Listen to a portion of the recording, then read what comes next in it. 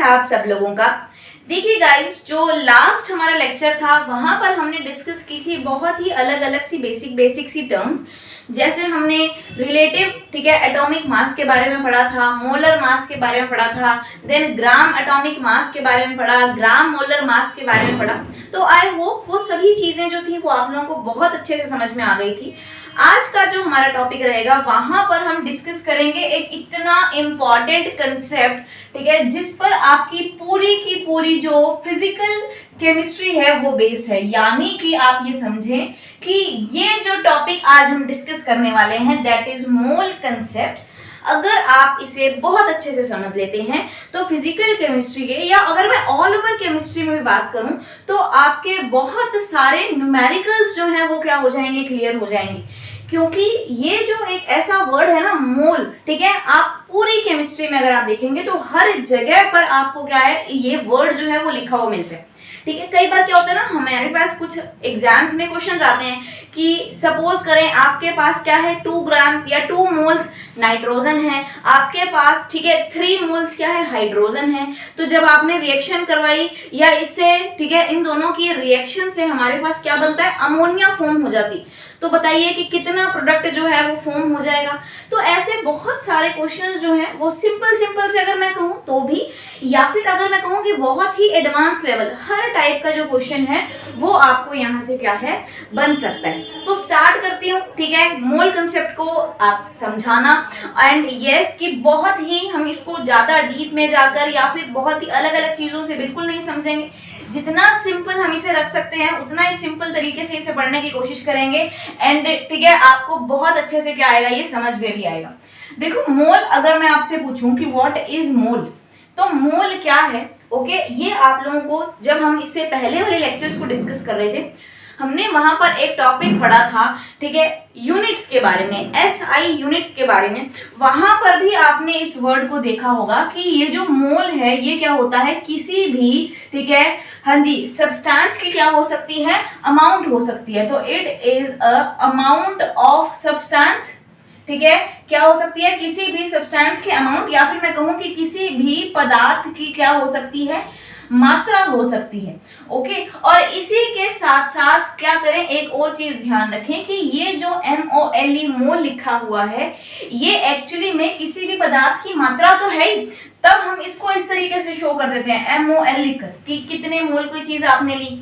लेकिन उसी के साथ साथ ये जो मोल है ये एक्चुअली में क्या है, नंबर ऑफ पार्टिकल्स भी है। क्या है, नंबर ऑफ पार्टिकल्स, हाँ जी, ऑफ द सब्सटेंस, या फिर एलिमेंट में कुछ भी लिख दूं, चाहे मैं एलिमेंट लिखूं, कोई मॉलिक्यूल लिखूं, कोई भी कंपाउंड लिखूं, उसमें जितने भी नंबर क्या होते हैं, ठीक है, पार्टिकल्स के होते हैं, यानी कि किसी भी तत्व में उपस्थित कणों की संख्या, तत्व में उपस्थित कणों की संख्या ही क्या है, मोल है। ध्यान रखो, जैसे अगर मैं क्या कहूं कि कोई फिक्स मैंने अमाउंट में, किसी भी मैंने एक निश्चित मात्रा में कोई भी एलिमेंट जो है या तत्व जो है वो ले लिया, ठीक है, देन उसमें मैं पूछूं कि कितने पार्टिकल्स, कितने एटम्स, अगर कोई बड़ा कंपाउंड है तो उसमें कितने मॉलिक्यूल्स जो हैं उस सिंपल चीज के आपको मिलेंगे, तो उसको हम किस में, ठीक है, मेजर करेंगे, हम उन्हें मोल्स में ही क्या करते हैं, मेजर करते हैं।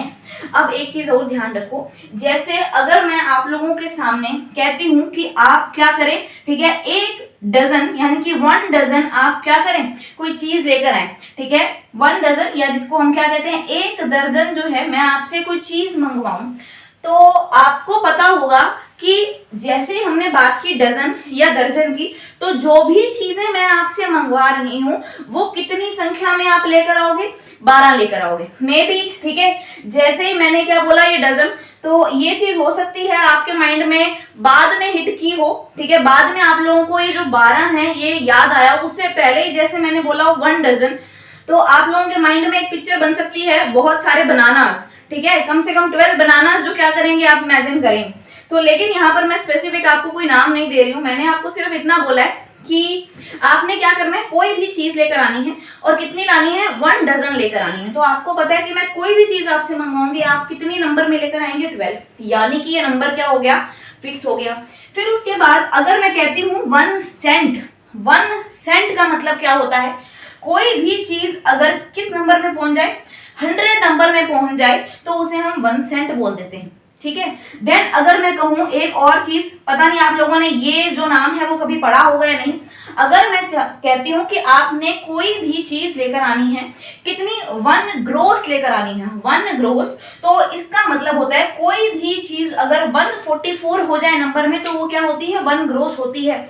इट मीन्स कि अगर आपको कहती हूँ कि आप 1 ग्रोस एप्पल जो है सेब है लेकर आए, तब जब आप 144 क्या लाएंगे, मेरे पास एप्पल्स लेकर आएंगे, तो वो कितना होगा, 1 ग्रोस, ठीक है। 1 सेंट का मतलब कोई भी चीज क्या हो जाए, 100।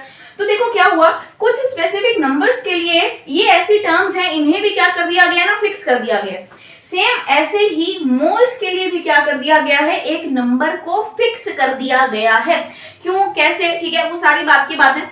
आप सिर्फ इतना क्या करेंगे, वो नंबर जो क्या याद रखेंगे। हाँ जी, जब भी हम कोई बोले 1 मोल कोई भी चीज आपके पास है, तो कोई भी सब्सटेंस, कोई भी चीज अगर 6.022 इंटू 10⁻23 नंबर में पहुंच जाएगी तो क्या हो जाएगा, वो कितनी हो जाएगी, 1 मोल हो जाएगी। अगर मैं आपको कहती हूँ कि क्या करें, 1, ठीक है, 1 मोल बुक्स लाए, तो आप क्या करेंगे, इतनी अमाउंट में बुक्स ले, यानी कि इतने नंबर ऑफ बुक्स जो है वो आपके पास होनी चाहिए। हम बोलते हैं इतने 1 मोल आप एप्पल लाएं, तो ये क्या है, ठीक है, 6.022 इंटू 10⁻23 आपके पास क्या होनी चाहिए, एप्पल्स जो है वो होने चाहिए। तो ये क्या है, एक नंबर है, फिक्स कर दिया गया है कि कोई भी एलिमेंट के जो पार्टिकल्स होंगे या एटम्स होंगे या फिर कोई बड़ा मॉलिक्यूल है, उनके भी सभी के सभी मॉलिक्यूल्स जब इतने नंबर में पहुंच जाएंगे तो हम उसको क्या कह देंगे कि वो क्या हो चुका है, 1 मोल जो है वो हो चुका है, ठीक है। ये आई होप ये इतना चीज समझ में आई होगी। अब देखो यहाँ पर ये जो नंबर लिखा हुआ है, ये एक साइंटिस्ट थे जिन्होंने क्या किया था, ये नंबर दिया था, और उन्हीं को ही क्या करने के लिए, डेडिकेट करने के लिए 1 मोल को इस नंबर से क्या किया गया है, ठीक है, बोला गया है कि इतने नंबर ऑफ जो भी सब्सटेंस होगा वो 1 मोल होगा। तो साइंटिस्ट का नाम था, हाँ जी, एवोगैड्रो जो थे, ठीक है, वो साइंटिस्ट थे, उनका दिया हुआ या फिर उनके थ्रू जो नंबर था ये निकला था। तो एवोगैड्रोस नंबर जो है वो इसे बोला जाता है। अब एक चीज और, आप लोगों ने, ठीक है, जब हमने लॉज पढ़े थे केमिकल कॉम्बिनेशन के, तो वहां पर भी हमने इस नंबर को जो था डिस्कस कर लिया था। तो एवोगैड्रोस नंबर जो है वो इसे बोला जाता है। यानी कि आप सिंपल सी लैंग्वेज में ये कह सकते हो कि कोई भी चीज अगर एवोगैड्रोस नंबर के इक्वल आपको मिल जाती है तो इट मीन्स क्या है कि वो 1 मोल है। ओके, अभी आपको लग रहा हो कि 6.022 इंटू 10⁻23 ये नंबर कितना बड़ा होगा, तो एक्चुअली में ये नंबर इतना बड़ा है, ठीक है। देखो 10 की पावर 23 लिखा हुआ, इट मीन्स कि इतनी जीरो जो है, ठीक है, इतने ही हम मल्टीपल 10 जो है इसको लिखेंगे। तो ये एक इतना बड़ा नंबर है कि अगर मान लो आपके पास वो एक नॉर्मल साइज की जो क्रिकेट खेलने वाली जो बॉल्स होती है ना, वो बॉल्स को आप क्या करें, एक के बाद एक रखना, ठीक है, स्टार्ट करें और इतने नंबर में क्या करें, आप उसको रखते जाएं तो आप अर्थ से लेकर सन तक क्या कर सकते हैं, पहुंच सकते हैं। यानी कि इतना बड़ा नंबर है कि आप अगर एक के ऊपर एक वो बॉल रखते भी जाएंगे तो अर्थ से सन तक क्या बन सकता है, एक ब्रिज जो है वो फॉर्म हो सकता है। ये इतना बड़ा नंबर है। तो आप खुद सोचो कि अगर इतनी सी अमाउंट में कोई चीज ली जाएगी तो उसमें नंबर ऑफ पार्टिकल्स क्या होंगे, कितने ज्यादा होंगे। अगर मैं कहूंगी कि हमने 3 मोल्स कोई चीज दे ली तो इसका मतलब हमने इस नंबर के क्या लिया है, 3 गुना वो चीज ली है। अगर मैं कहती हूँ कि मैंने हाफ मोल कोई चीज ली है तो इस नंबर के क्या होगी, हाफ ही, ठीक है। नंबर अगर हम किसी भी चीज की संख्या जो है वो ले लेंगे किसी एलिमेंट की तो वो हाफ मोल हो जाएगी।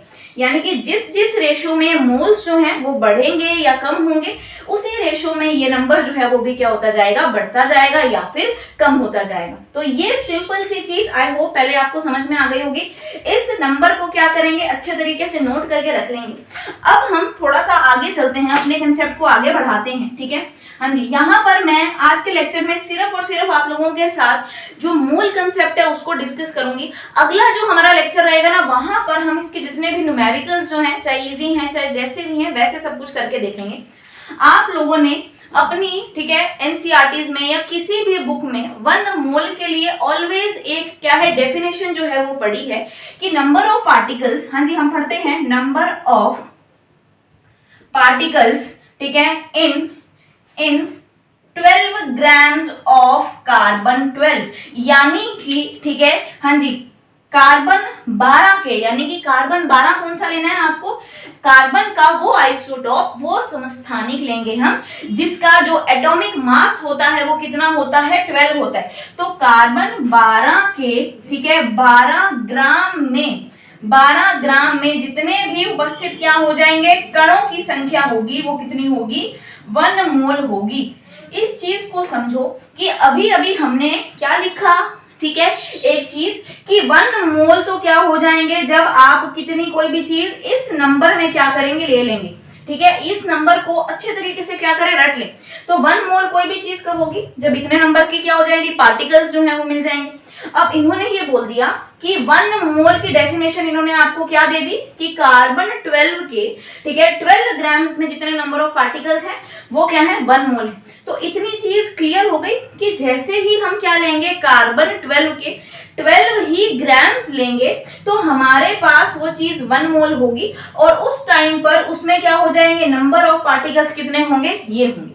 ठीक है, सिंपल चीज, इसको समझने की कोशिश करो। ये क्या लिखा हुआ है, हमने कार्बन लिया है, कार्बन 12 जो लिखा हुआ है ना, इसका मतलब सिर्फ यही है कि वो हमने कार्बन ले लिया जिनका एटॉमिक मास 12 है।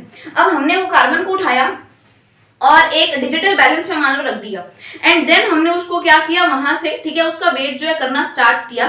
जैसे ही हमने क्या किया, ठीक है, धीरे धीरे हम कार्बन को डालते जा रहे हैं, जैसे ही वो क्या हो गया, 12 ग्राम्स हो गया, हमने कार्बन को वहां से उठा लिया। अब हम क्या करेंगे, कार्बन के एक एक एटम को क्या करेंगे, गिनना स्टार्ट करेंगे। अब जैसे जैसे हम एटम जो है गिनते जा रहे हैं, तो जो लास्ट एटम हमारे पास आएगा कार्बन का, वो यही वाला नंबर होगा। ओके, आपने क्या किया, कार्बन लिया, उसके कितने 12 ग्राम्स लिए, ठीक है, एंड देन जब हमने उसको क्या कर दिया, कैलकुलेट, यानी कि उसको गिनना स्टार्ट किया हर एक एटम को, तो जो लास्ट नंबर वाला मेरे पास एटम आया वो क्या था, इसी नंबर का था। ठीक है, इतने जो एटम्स थे कार्बन के वो उस ग्राम में, उस पर्टिकुलर ग्राम में हमें क्या मिल गए, ठीक है, हाँ जी, प्रेजेंट मिले। ये चीज आपको ध्यान रखनी है। ओके, तो अब ये एक्चुअली में क्यों ये चीज आई, थोड़ा सा इसको भी मैं आपको यहाँ पर समझा देती हूँ कि सबसे पहले तो ये चीज पता चली कि 1 मोल में क्या होते हैं, 6.022 × 10⁻23 एटम्स कह लो, मॉलिक्यूल्स कह लो, पार्टिकल्स कह लो, आप कुछ भी कह सकते हो, ठीक है, हमें प्रेजेंट मिलते हैं।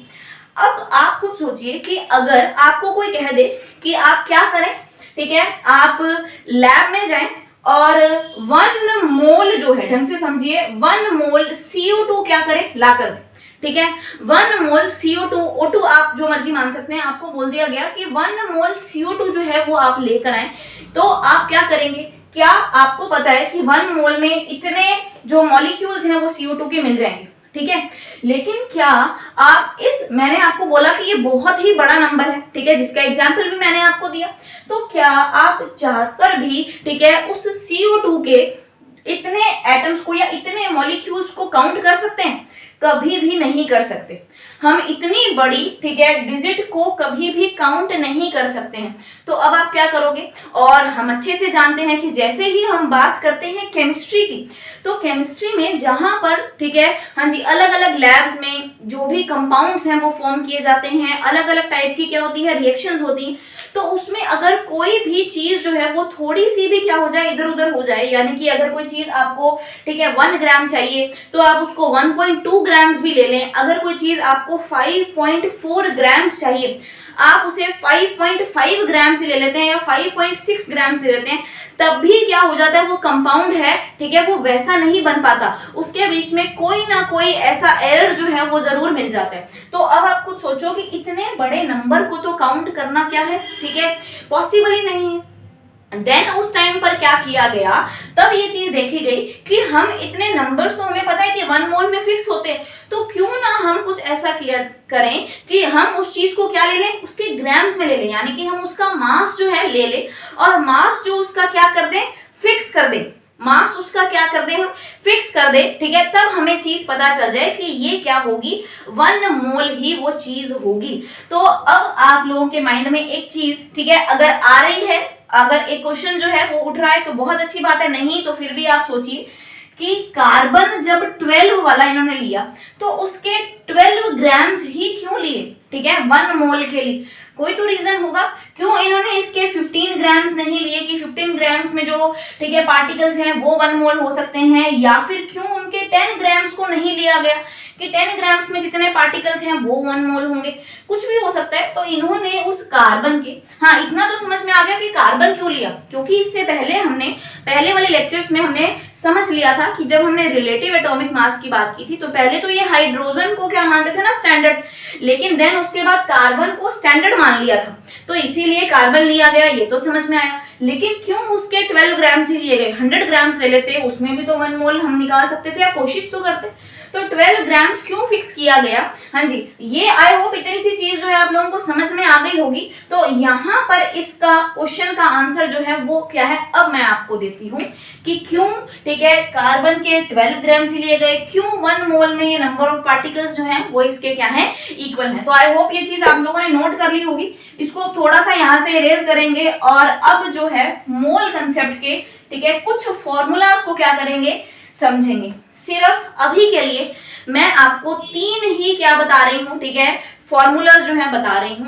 उन 3 फॉर्मूला से आप क्या कर देंगे, जितना भी मोल कंसेप्ट है उनके हर एक क्वेश्चन को आप बहुत ही अच्छे से क्या कर सकते हैं, ठीक है कर सकते हैं। हाँ जी, देखो मोल की अगर मैं बात करूं तो मोल जो है वो अलग अलग चीजों से क्या कर सकते हैं, हम उसको रिलेट करके पढ़ सकते हैं। जैसे अभी मैंने बात की कि क्यों 12 ग्राम से लिया, तो हम देखेंगे सबसे पहले मास के कंसेप्ट में, यानी कि द्रव्यमान के ठीक है कंसेप्ट में देखेंगे।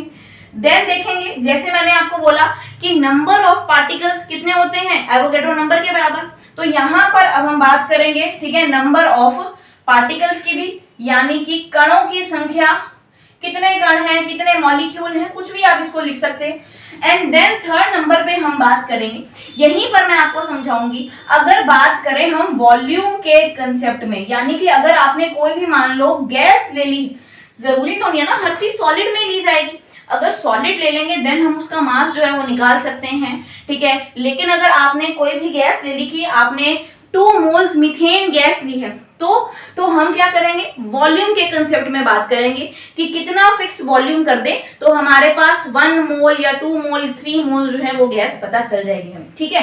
अब यहाँ पर सिर्फ 3 छोटे छोटे फॉर्मूला जो है वो मैं आपको क्या है करवाती हूँ। हाँ जी, इन मोल्स को ना हम रिप्रेजेंट करते हैं एन से, ध्यान रखो मोल को किससे रिप्रेजेंट किया जाता है, एन से रिप्रेजेंट किया जाता है। मास और मोल में अगर मैं आपको क्या करूं, ठीक है एक लिंक या एक रिलेशन बताऊं तो क्या होता है, एन यानी कि number of moles equals to, आप लिखेंगे W अपॉन में M, क्या लिखेंगे W अपॉन में M, आप इसको जिस मर्जी चीज से डिनोट कर सकते हैं। हाँ जी, ये जो W दे रखा है it is nothing but the given amount कह देती हूँ, गिवन अमाउंट की कितनी अमाउंट आपको कोई भी सब्सटेंस की दी गई, ओके। अपॉन में क्या लिखा हुआ है, मोलर मास। अब आप मोलर मास जानते हैं, मोलर मास क्या था, ग्राम मोलर मास हमने पढ़ा था ना, कि अगर मान लो मैं क्या लिखती हूँ O2 लिखती हूँ, तो हमें पता है O2 का मतलब क्या है, 2 ऑक्सीजन के एटम हैं, एक ऑक्सीजन के एटम का जो एटॉमिक मास होता है दैट इज 16 और दूसरे का भी कितना होता है 16, तो ये 16 AMU है, ये 16 AMU है। जब हम इस 16 ठीक है एटॉमिक मास यूनिट को डायरेक्ट ही किस में लिख देते हैं, ग्राम्स में लिख देते हैं, ये क्या बन जाता है, ग्राम मोलर मास। अब अगर O2 का पूछूं तो 16 और 16 कितना हो जाएगा, 32 ग्राम्स हो जाएगा। तो अगर ये कोई बड़ा कंपाउंड है तो उसके लिए आप मोलर मास टर्म यूज कर देते हैं, कोई सिंपल सा एटम है तो उसके लिए एटॉमिक मास जो है वो लिख देते हैं। तो हम तो गिवन अमाउंट की कितनी अमाउंट आपको, जैसे उन्होंने बोल दिया कि आपके पास 50 ग्राम्स कार्बन डाइऑक्साइड है, क्या है 50 ग्राम्स कार्बन डाइऑक्साइड है, तो उस 50 को आप क्या लिखोगे, जो गिवन अमाउंट आपको दे रखी है वो, यानी कि जो गिवन मास आपको दे रखा है वो, और अपॉन में हम उस कार्बन डाइऑक्साइड का क्या रख देंगे, मोलर मास, या फिर ठीक है मॉलिक्यूलर मास में कह सकती हूँ, या फिर मैं एटॉमिक मास जो है लिख सकती हूँ।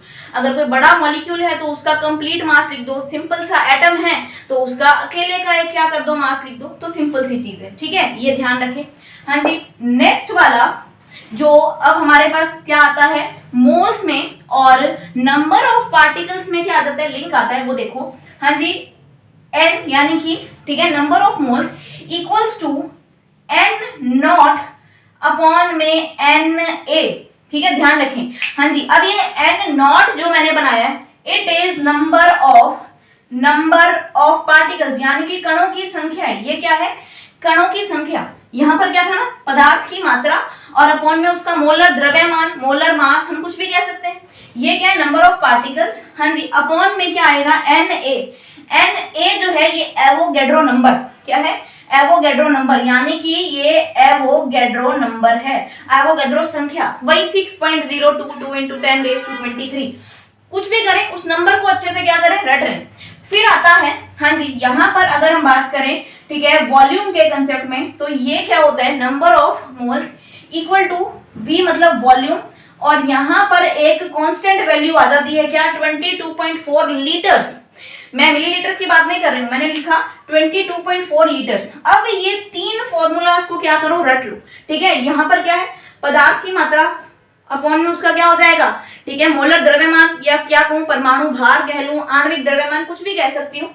हाँ जी, ये क्या हो जाएगा? कणों की संख्या अपॉन में एवोगैड्रो नंबर, और ये हो जाएगा आयतन यानी कि वॉल्यूम बटा, हाँ जी, 22.4 लीटर। एक कांस्टेंट वैल्यू जो दे रखी है इन्होंने, पहले से बताई गई है, ये कांस्टेंट वैल्यू है। और इन्हें निकाला कैसे गया है? कुछ बड़ी बड़ी कैलकुलेशंस करके, ठीक है, इन्हें फाइंड किया गया। हमें उनसे कोई लेना देना नहीं है, हमें सिर्फ यही तीन फॉर्मूला जो है वो अच्छे से पढ़ने। अब देखो, हाँ जी, अगर ये तो फॉर्मूलाज की बात आ गई, सिंपल सी चीज। मैं यहाँ पर ना अब आपको निकालना क्या सिखाऊंगी कि हमने, ठीक है, कैसे एक 1 मोल की क्या करनी है? डेफिनेशन निकालनी है। अभी तक हम 1 मोल की बात कर रहे थे ना, कार्बन 12 के 12 ग्राम्स में नंबर ऑफ पार्टिकल्स कितने होते हैं? 1 मोल के इक्वल। तो यहां से अब मैं आपके सामने 1 मोल की डेफिनेशन क्या करूंगी? निकालूंगी। आप अच्छे से जानते हैं कि अगर मैं कहती हूँ कोई भी चीज 1 मोल है, तो क्या उसके लिए जो n, जिसको मैं मोल बोलती हूँ, वो क्या होगा? 1 होगा। ठीक है, मोल को हम किससे डिनोट कर रहे हैं? n से, और मुझे किसके लिए निकालनी है? 1 मोल के लिए। तो ऑब्वियसली इस n की वैल्यू कितनी होगी? 1 होगी ना। ठीक है, तो 1 मोल तभी तो आएगा। अब मैं देखो क्या कर रही हूँ, हाँ जी, इस n की जगह पर 1 मोल की बात कर रही हूँ ना, n की जगह पर मैंने क्या रख दिया? 1 रख दिया। n की वैल्यू को मैंने यहाँ क्या कर दिया? 1 कर दिया। क्या आंसर आया? देखो 1, हाँ जी, W अपॉन में M। अब ये क्या हो जाएगा? क्रॉस मल्टीप्लाई कर दो। क्रॉस मल्टीप्लाई किया तो 1 इंटू M, यानी कि क्या आ गया? W।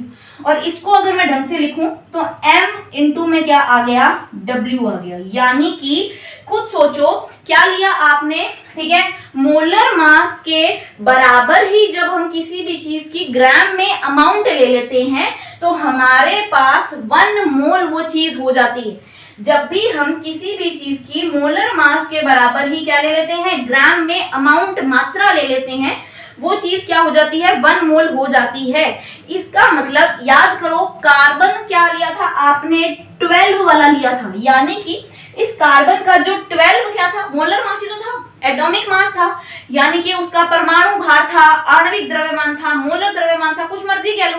तो कार्बन 12 जब आपने लिया तो इस परमाणु भार के बराबर ही तो क्या लिया? 12 ग्राम्स लिए। वो चीज 1 मोल हो गई थी ना। जिस मर्जी के लिए आप निकाल सकते हो। जैसे अगर मैं यहाँ पर आपको लिख कर दूं कि आपने क्या ले लिया? O2 ले लिया। O2 1 मोल कब होगी? अभी हमें पता है कि अगर मैं सिंगल ऑक्सीजन की बात करती 16, तो आपको पता है ऑक्सीजन का, ठीक है, जो एटॉमिक मास होता है, परमाणु भार कितना होता है? 16। तो जब मैं इसके 16 ही ग्राम ले लेती, इसका मतलब कि वो चीज क्या है? 1 मोल है।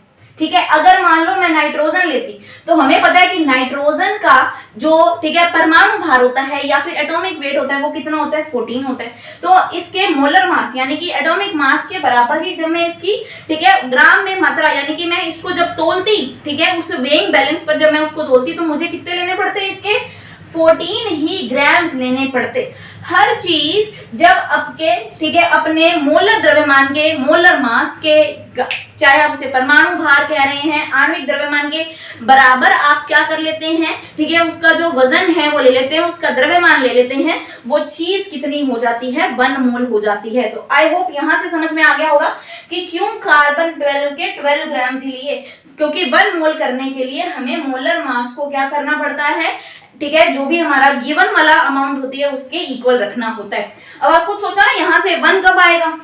1 यहाँ पर तभी आएगा जब दोनों क्या हो जाएंगे? इक्वल होंगे और कट हो जाएंगे। यानी कि ये 2 ग्राम्स तो ये 2 ग्राम्स, तभी तो कट होके क्या आएगा? आंसर 1 आएगा ना।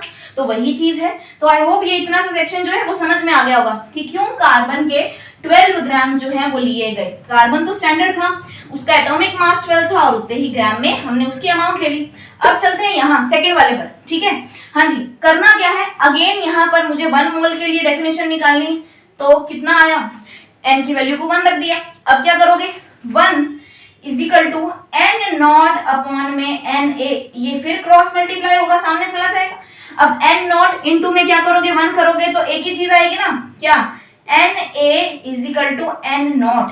यानी कि हाँ जी, जब भी किसी भी, ढंग से समझो, किसी भी सब्सटेंस में कणों की संख्या यानी कि नंबर ऑफ पार्टिकल्स इक्वल हो जाते हैं एवोगैड्रो नंबर के, तो वो चीज कितनी होती है, 1 मोल। यानी कि 6.022 इंटू 10 की पावर 23 के जब भी इक्वल क्या हो जाते हैं, पार्टिकल हो जाते हैं, वो चीज क्या हो जाती है, 1 मोल। यही तो मैंने आपको स्टार्टिंग में बताया था कि 1 मोल में कितने पार्टिकल्स होंगे, कितने नंबर ऑफ पार्टिकल्स, कितने कणों की संख्या होगी, तो एवोगैड्रो संख्या के बराबर होगी। ये लाइन मैंने कही थी ना, तो एवोगैड्रो संख्या के बराबर क्या हुई, कणों की संख्या, वो चीज क्या थी, 1 मोल जो है हो गई। तो अब समझ में आया कि उस डेफिनेशन का मतलब क्या था, कार्बन 12 के 12 ग्राम में उपस्थित कणों की संख्या, कार्बन 12 के 12 ग्राम में प्रेजेंट नंबर ऑफ पार्टिकल्स। तो कार्बन 12 के 12 ग्राम में कणों की संख्या कितनी, या नंबर ऑफ पार्टिकल्स कितने, एवोगैड्रो नंबर के बराबर। तो ये बहुत ही सिंपल सी चीज है, ठीक है। अब इसको अच्छे से ध्यान रखना है और इन तीनों फॉर्मूलाज को भी क्या करना है, ध्यान रखना है। इन तीनों फॉर्मूलाज के बेस पर ही आप क्या, जैसे भी क्वेश्चंस आपको पूछे जाते हैं ना, आप क्या कर सकते हैं, सॉल्व कर सकते हैं। यहां चलती हूँ। अब आप ट्रिक जरूर समझ गए होंगे कि अगर मैं वॉल्यूम की बात करूं तो क्या होगा, हाँ जी, ठीक है, n की वैल्यू को हम क्या रखते हैं, वापस 1 रखते हैं और वॉल्यूम के लिए भी इसका फॉर्मूला जो है निकाल लेते हैं। अब क्या करेंगे, n की जगह पर रखेंगे 1, हाँ जी, v अपॉन में कितना हो जाएगा, 22.4 इन लीटर्स, लीटर्स में बात हो रही है, क्रॉस मल्टीप्लाई होगा और कितना हो जाएगा 22.4, हाँ जी, इंटू में 1, यहाँ पर क्या आ गया, सॉरी 1 क्या आ गया, यानी कि ठीक है वॉल्यूम। अब सिंपल सी चीज की वॉल्यूम कितना हो चुका है, 22.4 लीटर हो चुका है।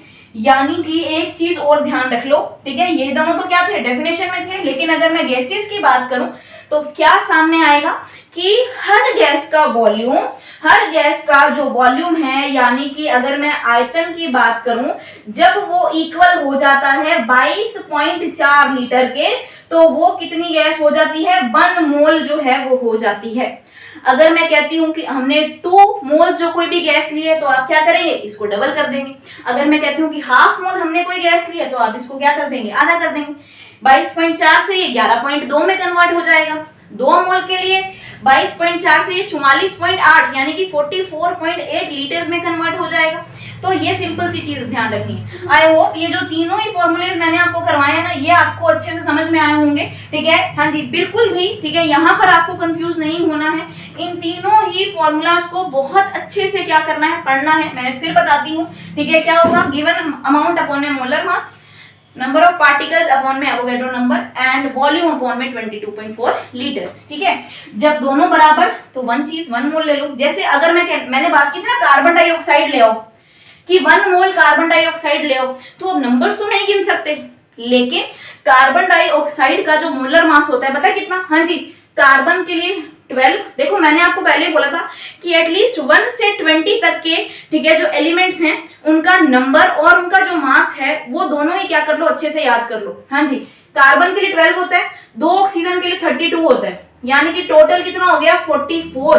तो जब आप कार्बन डाइऑक्साइड कितनी ले लोगे, 44 ग्राम्स ले लोगे, तो इसका मतलब वो आपके पास 1 मोल है। तो अगर आपको कोई कहे कि 1 मोल CO2 लेकर आओ, तो उसके लिए आपको नंबर ऑफ पार्टिकल्स गिनना जरूरी नहीं है, आप सिर्फ और सिर्फ उसके एटॉमिक मास के बराबर जब आप उसको तोड़ लोगे, वो अपने आप चीज क्या हो जाएगी, 1 मोल हो जाएगी। तो ये एक बिल्कुल सिंपल से, देखो मैंने कोशिश की है कि जितना इसको सिंपल वे में आपको समझाया जा सकता है समझाया है। बहुत ज्यादा अलग अलग ट्रिक्स, फॉर्मूलाज, कैलकुलेशंस की कोई जरूरत नहीं है। तो आज के इस लेक्चर को मैं यहीं पर खत्म करती हूँ बच्चों, एंड आई होप ये पूरा सेक्शन जो है वो आप लोगों को अच्छे से समझ में आया होगा। नेक्स्ट जो हमारा लेक्चर रहेगा, पहले मैं आपको इसके कुछ बिल्कुल सिंपल से एंड देन थोड़े से क्या हो गए हाई लेवल पर जाकर मैं आपको इनकी न्यूमेरिकल्स जो है वो करवाऊंगी। फिर उसके बाद फर्दर हम हमारे अगले टॉपिक्स पर चलेंगे। तो जल्दी मिलूंगी आप लोगों से एक नए लेक्चर के साथ। Till then good bye.